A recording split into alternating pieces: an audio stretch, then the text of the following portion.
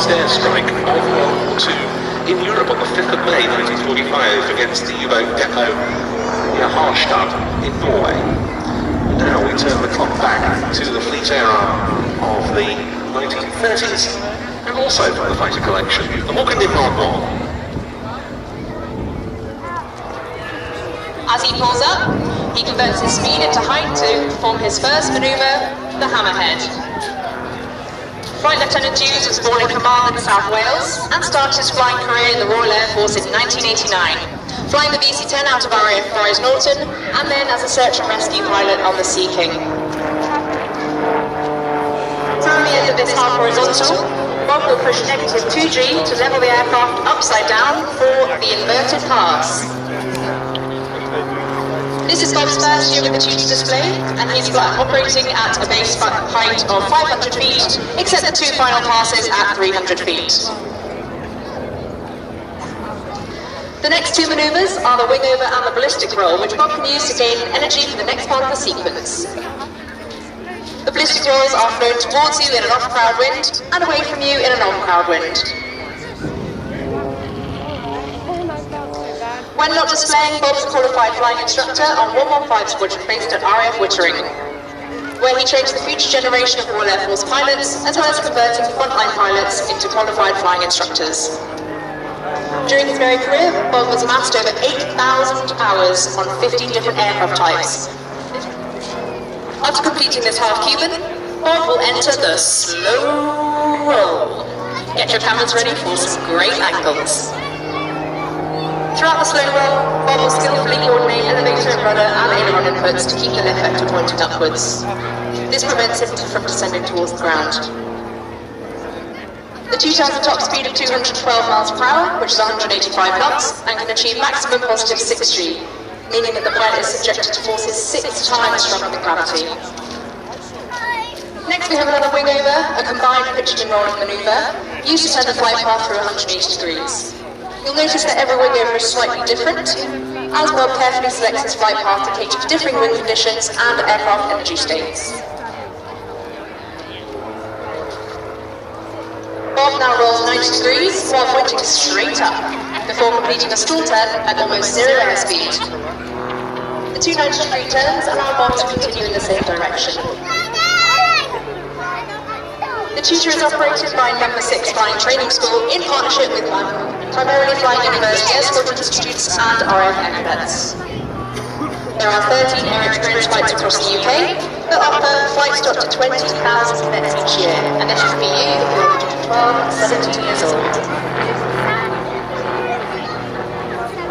Unlike the last one turn, this one is flown conventionally, exiting in the opposite direction to the entry.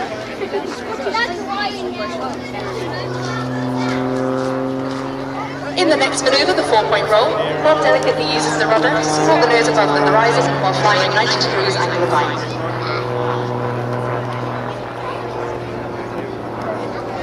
You may have noticed the heart on the belly of the aircraft. This is from the Royal Air Force Benevolent Fund, seen since 2022 to celebrate this fantastic charity.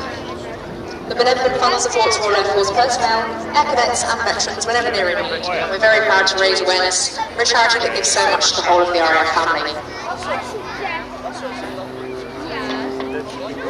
You can visit our tent website or view our Tutor display leaflets to access a QR code if you'd like to donate to the Benevolent Fund today. For those of you that are considering going to university, there are 15 university air squadrons across the UK, where students can learn to fly the Tutor by highly experienced military flying instructors.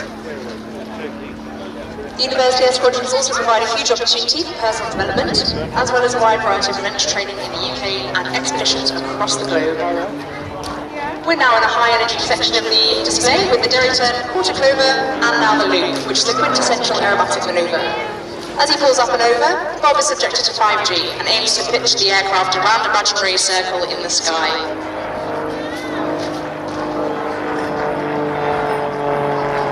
Today the Royal Air Force is recruiting to multiple rewarding and demanding professions, and has an exciting future ahead of it with the continued development of our combat and maritime patrol aircraft and UK Space Command. These will soon be joined by the introduction of our airborne early warning aircraft, the AE-7 Wedgetail, and new remotely piloted capabilities with the Protector.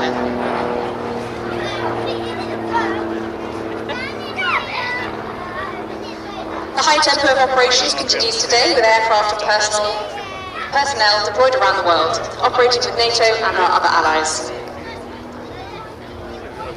Grob now enters the final section of the display with another ballistic roll and half horizontal. I'd like to take this moment to say a big thank you to our supporters this season. They are the Royal Air Force Benevolent Fund, Squadron Prince and Babcock, who have provided much of the merchandise we're giving out at our stand this season.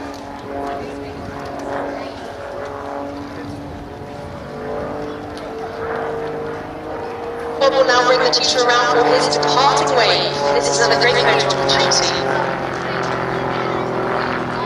If you look carefully, you should be able to see him waving, so please give him a big wave back. He will be able to see you.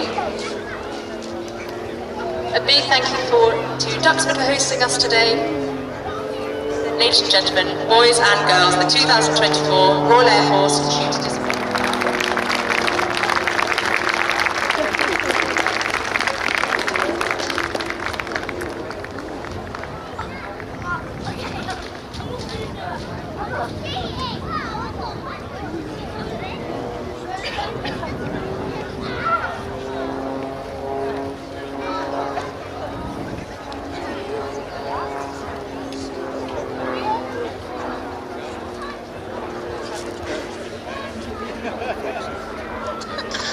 Well, thank you very much there to Isabel Woods from the Tutor display team and Bob Dews positioning the Grob G115E downwind to land as we get airborne a selection of, well, mostly their trainers. We've got a bit of a liaison interloper, but historic trainers, the theme of the next slot. We've got the Piper L4 Cub with the Slepchev Stor.